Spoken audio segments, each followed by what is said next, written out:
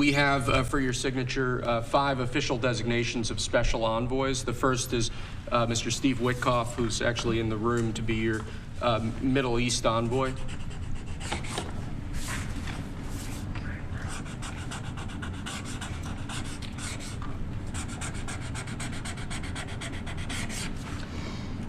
Where is Steve? Steve Witkoff, everybody. He's done a great job in the Middle East, really great. But we'll see how it all turns out. It's complex, but I think he's going to do very well. Next, we have Mauricio Claver-Carrón to be your special envoy to Latin America, sir. Okay, good man.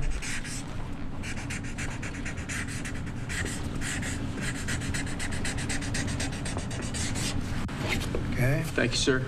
Next, we have retired General Keith Kellogg to be your special envoy on Russian-Ukraine issues. We've made a lot of progress on Russia, Ukraine. We'll see what happens, but a lot of progress has been made. We're going to stop that ridiculous war.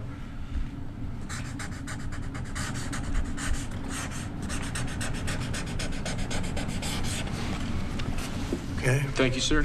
Next, we have designation of Rick Grinnell, to be your envoy for special missions. I sent him to California to turn on the water. We turned it on. It was not easy because we had to go through a lot of environmentalists that are causing a lot of problems. And we have billions of gallons of water. It was on 3 days ago. You probably saw. It should have gotten a lot of press, but it didn't get much. All we're doing is giving Los Angeles and the entire state of California virtually unlimited water, which they could have done 5 years ago, which I told them they should do, but the environmentalists stopped them. And we opened it, and we did it regardless of the state. And now the state seems to be very happy. I spoke with Gavin Newsom, and he's very happy. I almost called him by the other name, my little nickname for him. But I think they're all happy. They have a lot of water in California. Too bad we didn't have it about 2 months ago, right? Mr. President, that was, by the way, that was a big move. We have, I don't know if you saw the pictures that were released of the water pouring down from the Pacific Northwest and Canada and lots of other places. And it's a pretty amazing sight. Mr. President, Rick Grinnell had a big Friday trip as well. He had a very big Friday trip. You're right. We'll talk about that. He's a good man, Rick. Lastly, sir, we have a designation of Mark Burnett as your special envoy to the United Kingdom. You know who Mark Burnett is? I figure he should be good. He's certainly done a great job. Friend of mine and very talented guy. We have very talented people working for us. I'll hold that one up because Mark gets so much television. We'll hold it up, right? He'll be thrilled to see it. He's going to do a good job. Thank you, sir. Next, your administration has smashed records for appointing large numbers of highly qualified, capable people at all levels of the federal government. These are 28 sub-cabinet level officials being appointed to a number of different departments and agencies. Some of them are quite important positions like departmental general counsels, but these are people who have been pre-vetted and have received your approval previously. Very good.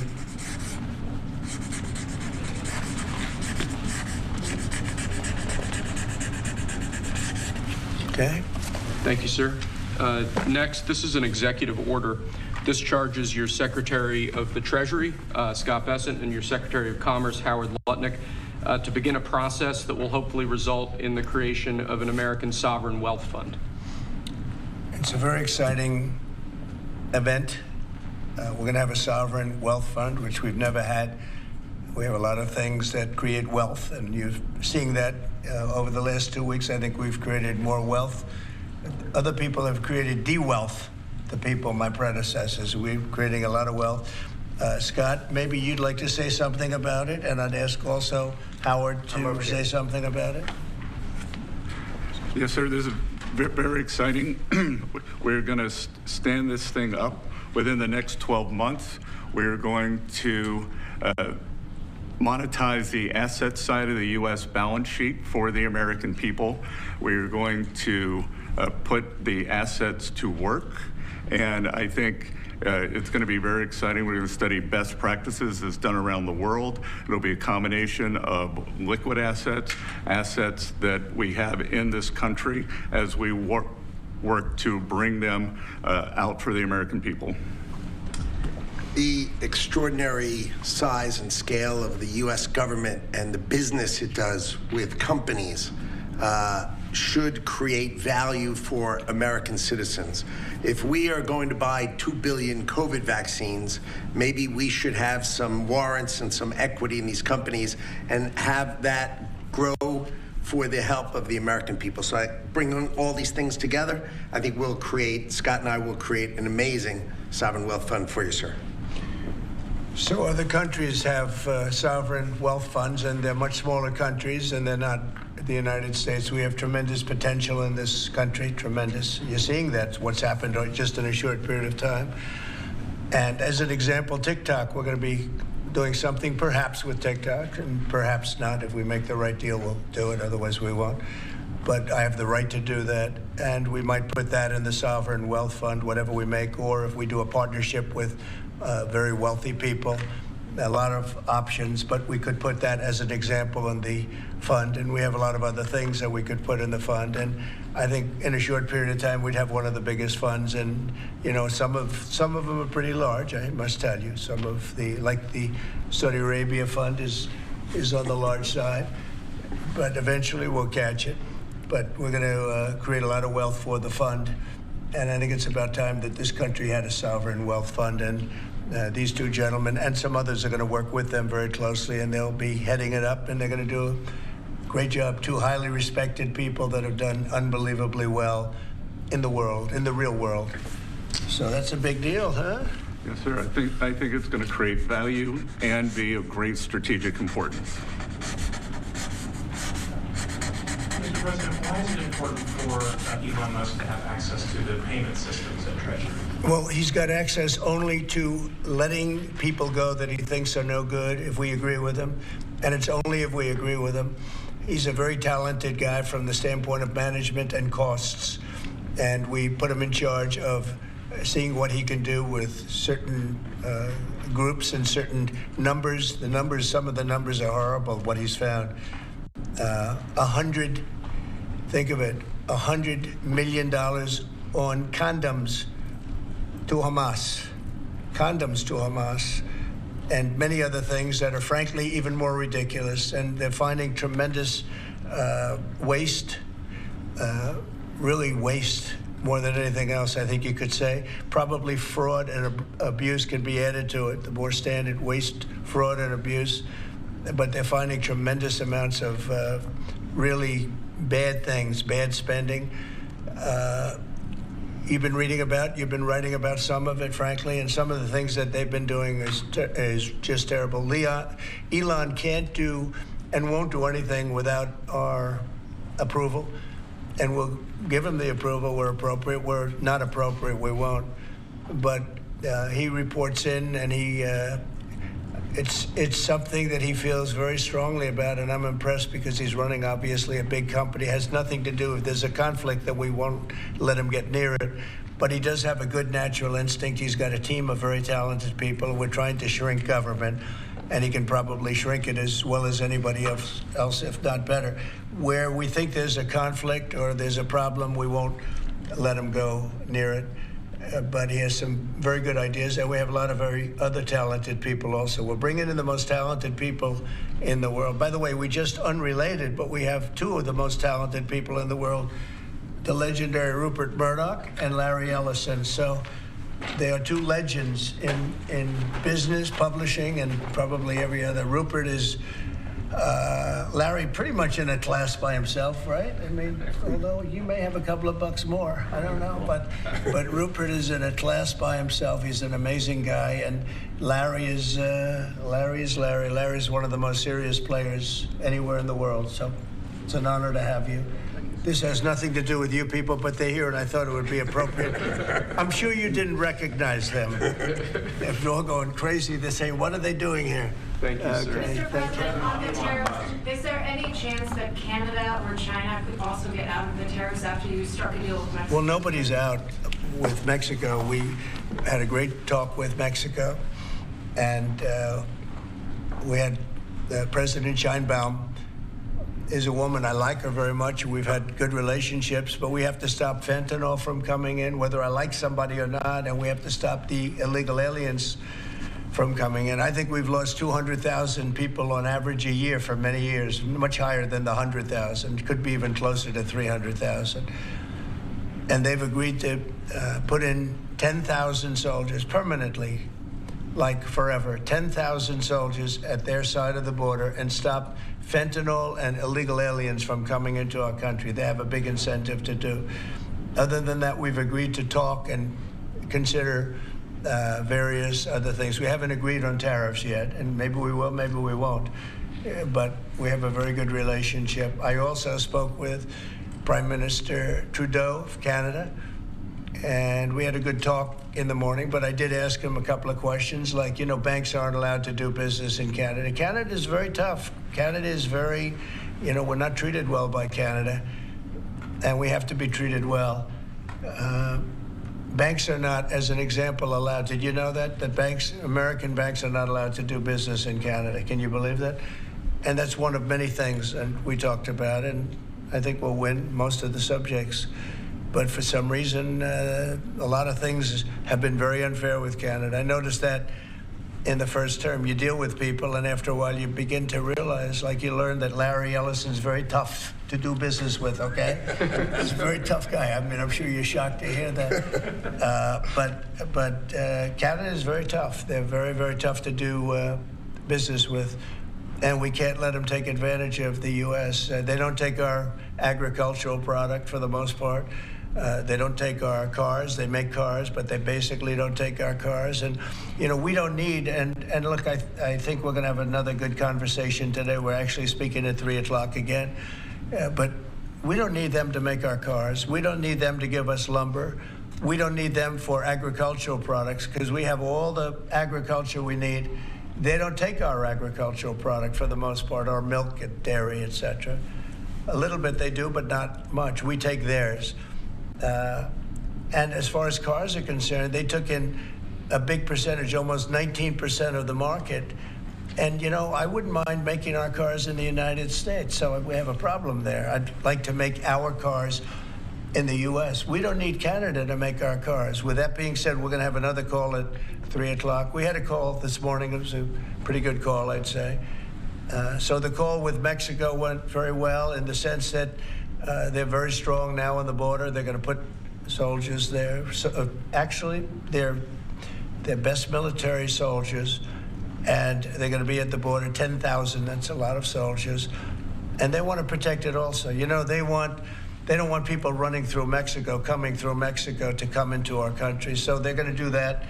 And then we're going to talk about other things over the next 30 days, we're going to have Scott, Howard, and Marco Rubio, Secretary of State, lead the delegation. And we're going to have a big negotiation with Mexico.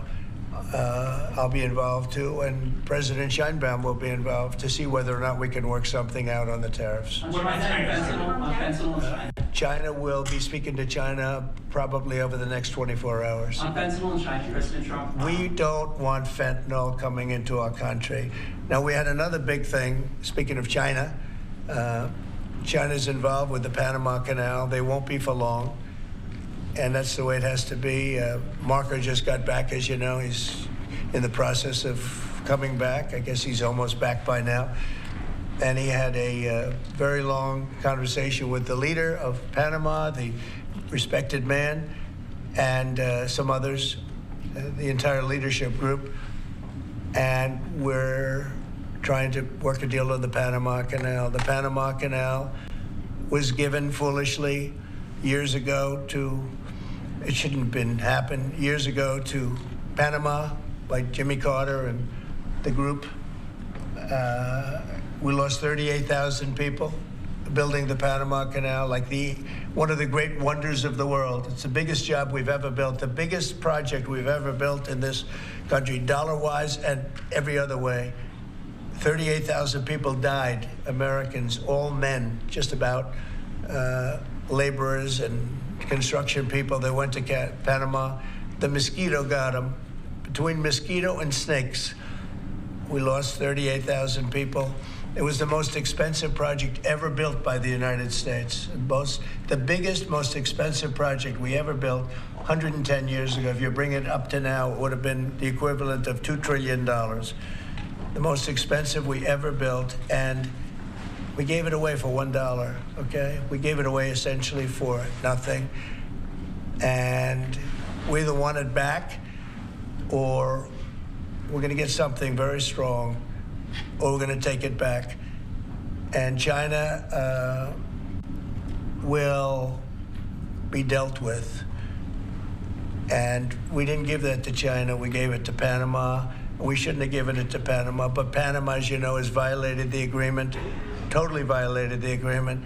So that's in the process right now. But they did have a very good meeting with the head of Panama. In addition to tariffs on China, can you say your current thinking about whether China should be forced to pay reparations both for fentanyl deaths and the million COVID? No, I haven't talked about that, but they do have tariffs. Honestly, nobody, the amount of money that was lost and most importantly, the lives lost because of COVID is not something that anybody could ever even imagine.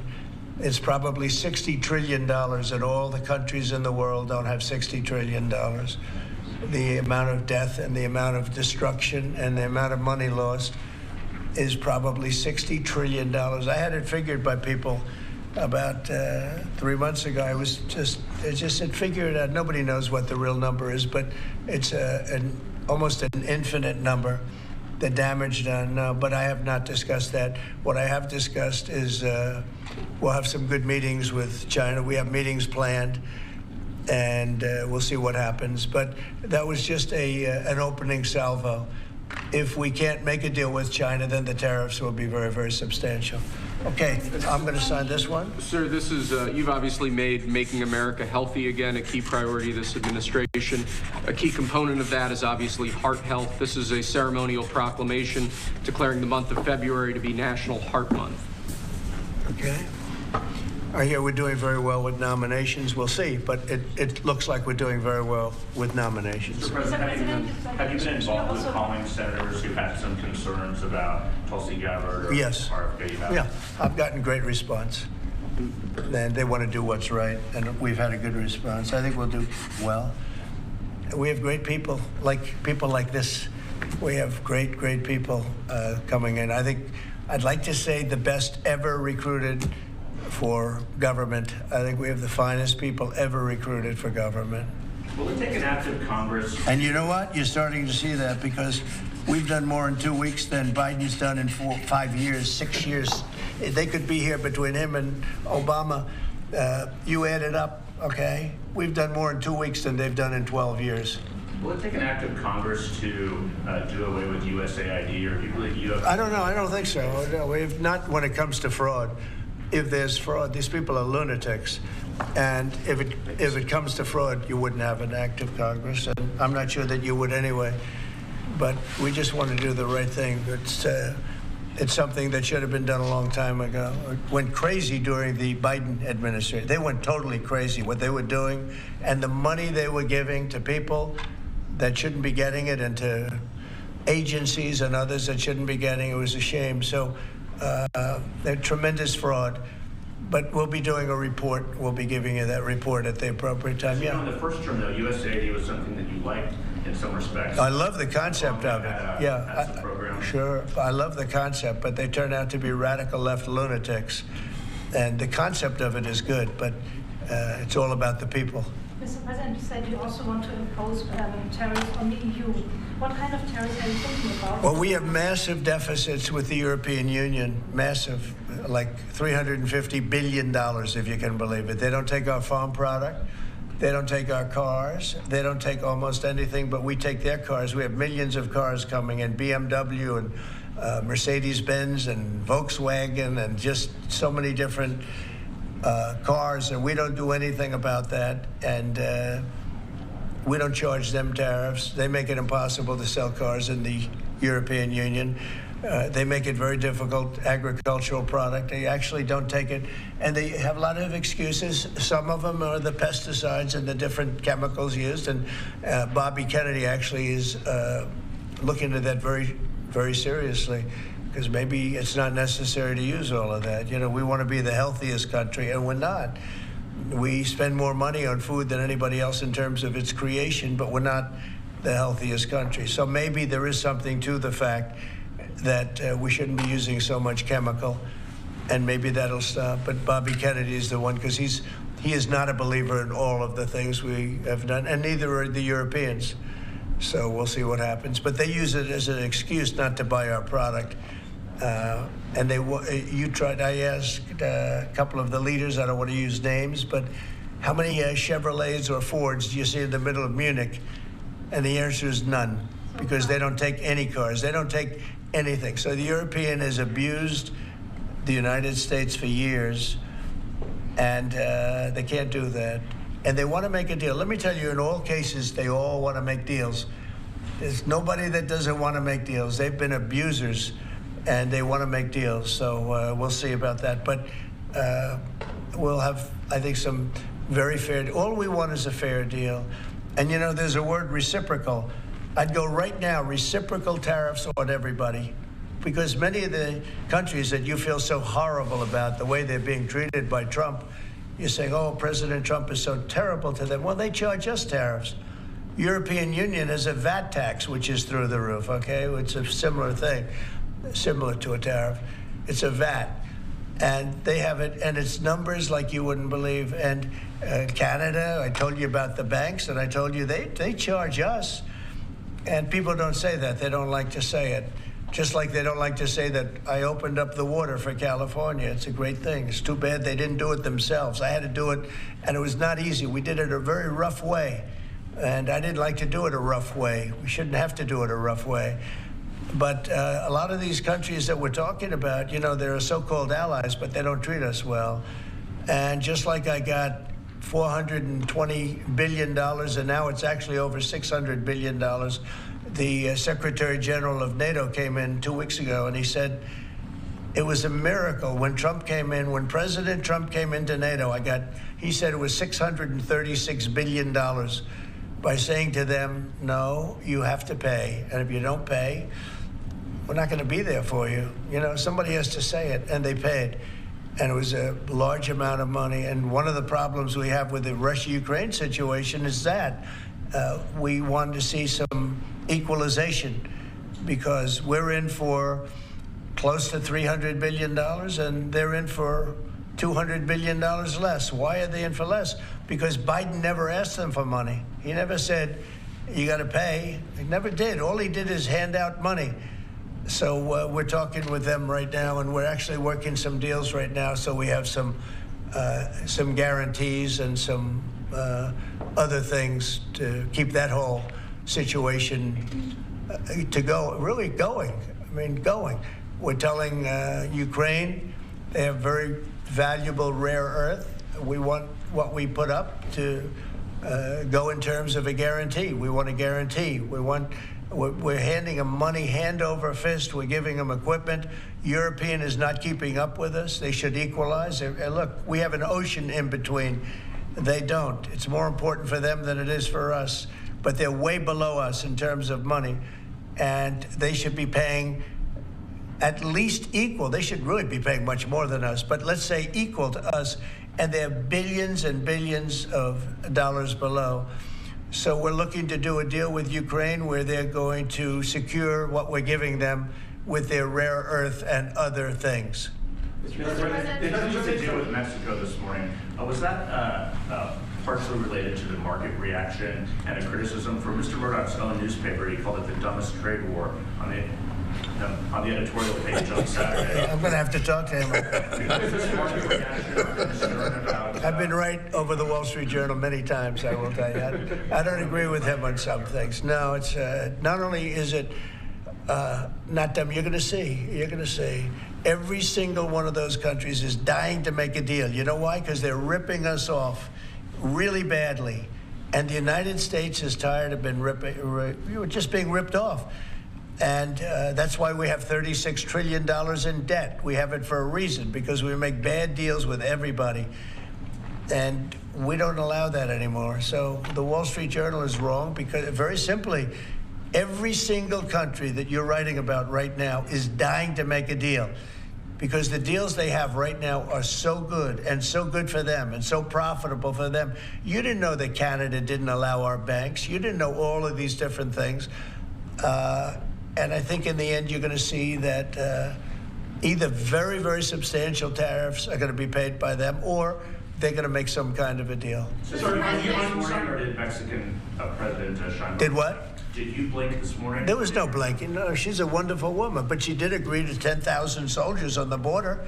I would say that's a lot. Would you say that's pretty good? 10,000 soldiers on the border? Sir, and the 10,000 soldiers are going to keep illegal aliens out, and they're going to keep them out seriously out, and otherwise they're going to have a big penalty. Mexico's going to be penalized. They're not going to come through Mexico anymore, and they're not going to let the fentanyl come in from China.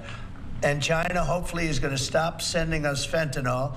And if they're not, the tariffs are going to go substantially higher. Sir, Ron, just to clarify what you said about Ukraine earlier, the rare earths, is that something you want them to give the rare earths to the United States? Yeah. Okay. I want to have security of rare earth.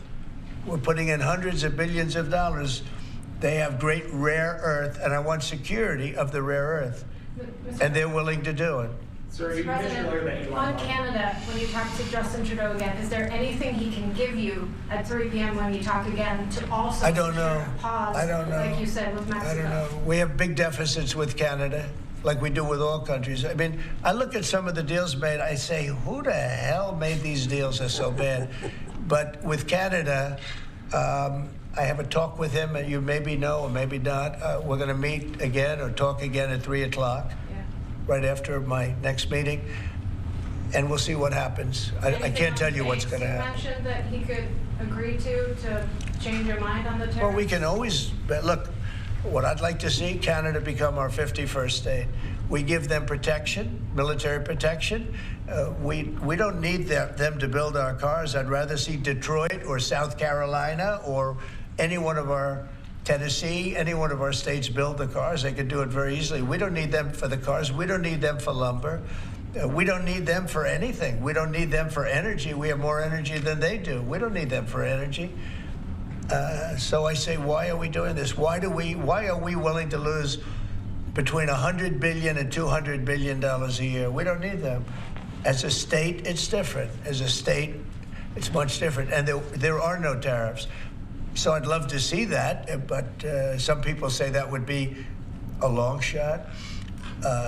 If people wanted to play the game right, it would be 100% certain that they'd become a state.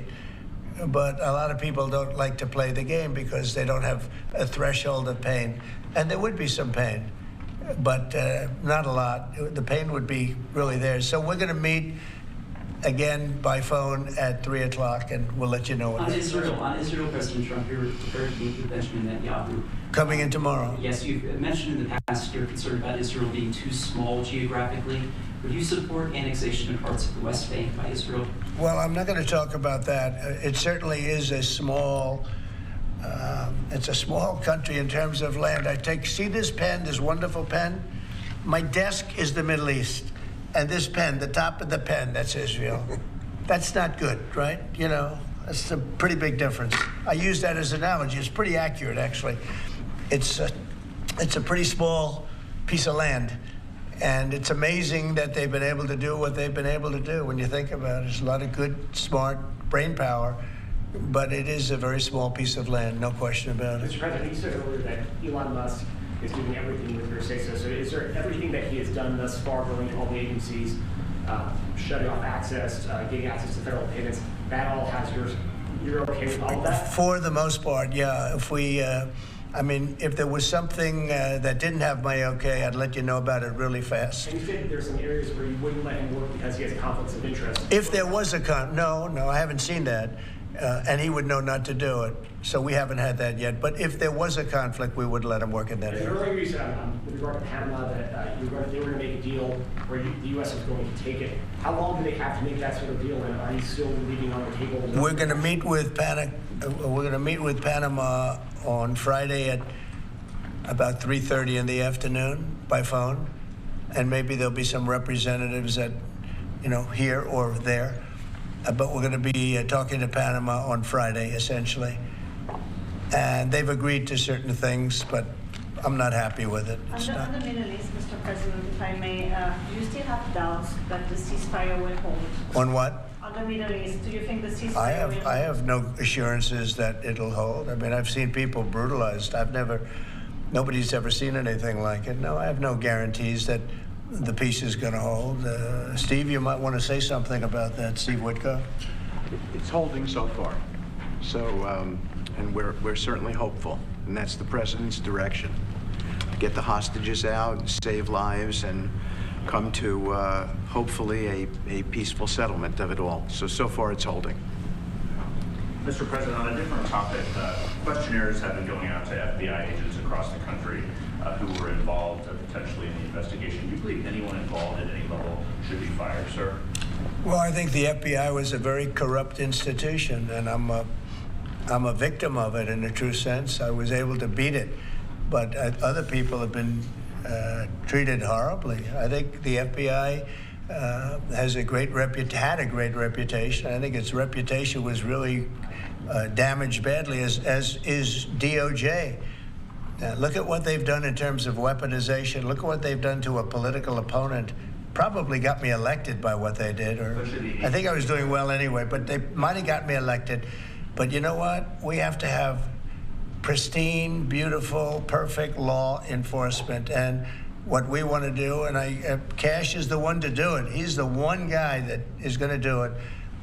We have to bring the reputation of the FBI. We have to bring the fact of the FBI back to what it could be. Not even to what it was, even better than it ever was. Because who would have thought that the FBI could have been corrupted like they were corrupted? Who would have thought that would have happened? Who would have thought they would have been used to go after, political opponents, essentially, but me being the number one, and so many other things beyond that. And they've been hurt very badly, and we'll see what happens. But Cash is the one to do it, and I hear he's doing very well. Cash will straighten it out. We have great confidence that we can make the FBI great again.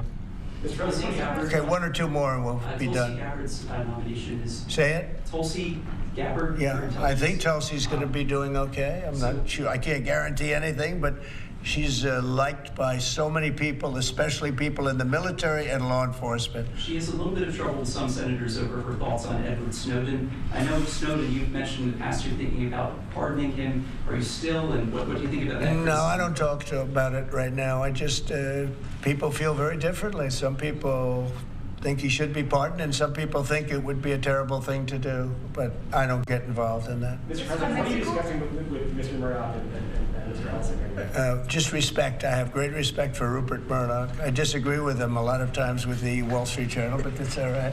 We've disagreed before, and I'm sure they didn't have any idea what they were talking about, because already you see what's happening. Look at Colombia. Look at what happened with that. Everybody said that with Colombia it was going to be a disaster. In 1 hour, everything was settled. You know why? Tariffs. Without tariffs, they wouldn't have been the same way. They would not have treated me the way they treated me, which was extremely nicely. And I don't want to use countries. I don't want to use names, but tariffs are very powerful, both economically and in getting everything else you want. Tariffs for us, nobody can compete with us because we're the pot of gold. But if we don't keep winning and keep doing well, we won't be the pot of gold, and then tariffs won't be so good for us. But when you're the pot of gold, the tariffs are very good. They're very powerful, and they're going to make our country very rich again. Thank you very much, everybody. Thank you, guys. Thank you, guys.